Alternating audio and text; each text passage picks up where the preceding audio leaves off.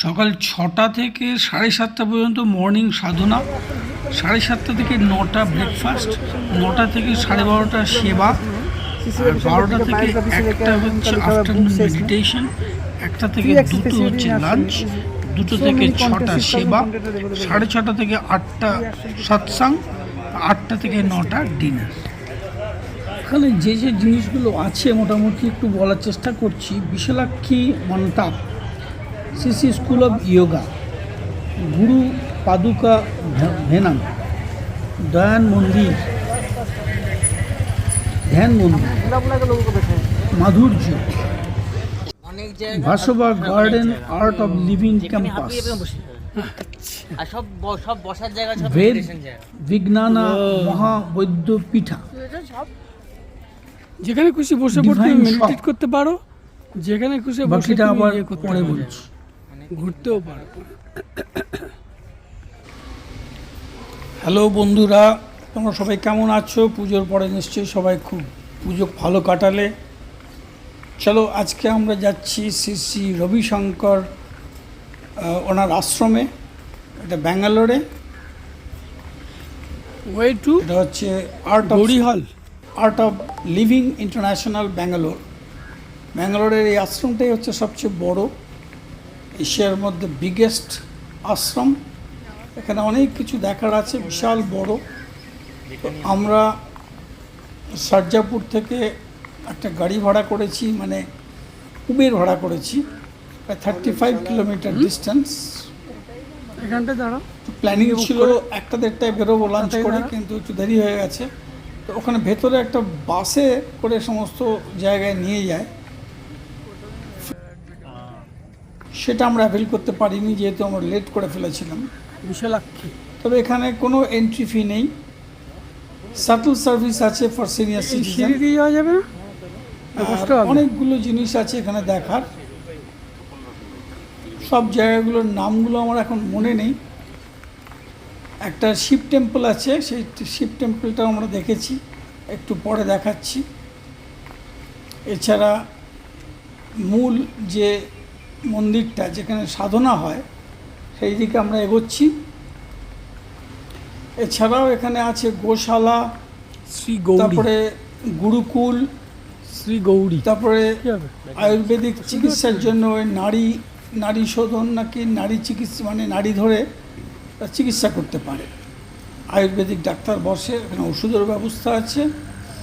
এছাড়া ওখানে অনেক কিছু জিনিসপত্র পাওয়া যায়, সমস্ত শুদ্ধ জিনিস দিয়ে রান্না করা।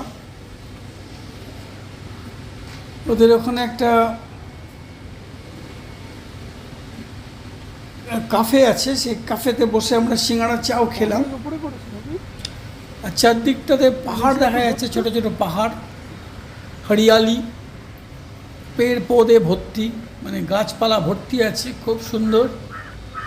সবাই ভেতরে, আশ্রমের ভেতরে ঢুকতে দিচ্ছে না, কারণ ভেতরে একটা কিছু প্রোগ্রাম চলছিল, সাধনারই কিছু একটা প্রোগ্রাম, মেডিটেশন। তো আমরা বাইরেটা মোটামুটি ঘুরে নিলাম, দিয়ে ওখান থেকে শাটল সার্ভিস নিয়ে আমরা আবার নেক্সট ডেস্টিনেশন শিব মন্দিরে গেলাম। শিব মন্দিরটা দেখে তারপরে আমাদের যাওয়ার ইচ্ছে ছিল, আরেকটা আশ্রম ছিল সেখানে বসে ধ্যান ট্যান করা হয়, সেটার নামটা মনে নেই। সেই সব জায়গাগুলোতে ঘুরে এসেছি, খুব ভালো লেগেছে। ওখানে অ্যাকচুয়ালি সকাল সকাল গেলে খুব ভালো হয়, অনেকটা টাইম পাওয়া যায়। ওখানে লাঞ্চ, ডিনার, ব্রেকফাস্ট থেকে ডিনার পর্যন্ত সব ব্যবস্থা রয়েছে। সকাল 8টার মধ্যে ঢুকে গেলে ভালো করে ঘুরে ঘুরে দেখা যাবে। যাই হোক, যতটা পারলাম তোমাদের জন্য তুলে এনেছি, আশা করছি তোমাদের ভালো লাগবে, একটা আইডিয়া হবে যে ব্যাঙ্গালোরের শ্রী শ্রী রবিশঙ্করজির আশ্রমটা কেমন, ওভারঅল একটা আইডিয়া। জয় গুরুজি, সবাই খুব ভালো হোক, খুব মঙ্গল হোক, সকলের জন্য শুভ কামনা রইল।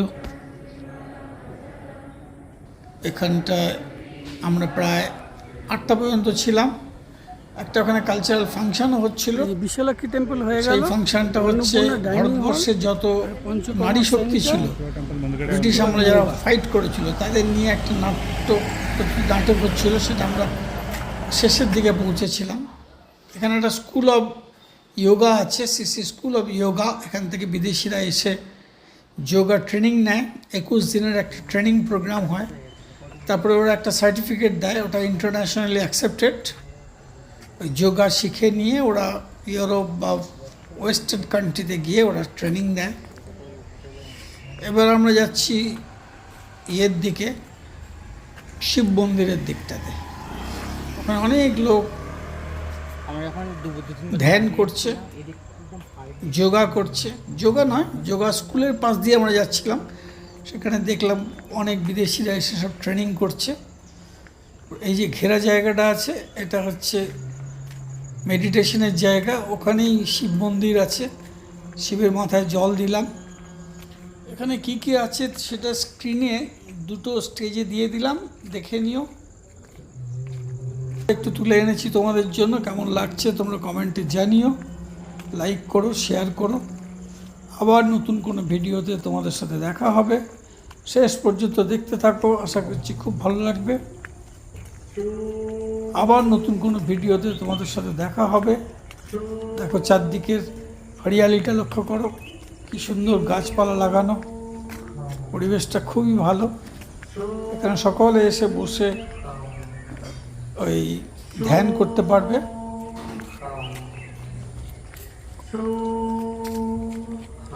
তো আমরা ওখানে কিছুক্ষণ বসলাম। এইটা হচ্ছে শিব মন্দির। এখানে একটা শিবের স্ট্যাচু আছে, স্ট্যাচু বলছি, শিবলিঙ্গ আছে। ওখানটায় জল টল দিলাম, কিছুক্ষণ বসলাম। তারপর ওখান থেকে বেরিয়ে ফাংশন দেখতে গেলাম। ফাংশনটা শেষের দিকে হয়ে গেছিলো। যাই হোক, খুব এনজয় করলাম, তাই ভাবলাম তোমাদের সঙ্গে শেয়ার করে দিই। তো তোমরা অবশ্যই জানিও কেমন লাগলো, আর যারা নতুন দেখছো তারা সাবস্ক্রাইব করে নিও। একটু রেস্ট নিয়ে যাবে। তো আজকের মতো কোন গেটে যাবে বলো, সামনে গেটে না পেছনে গেটে?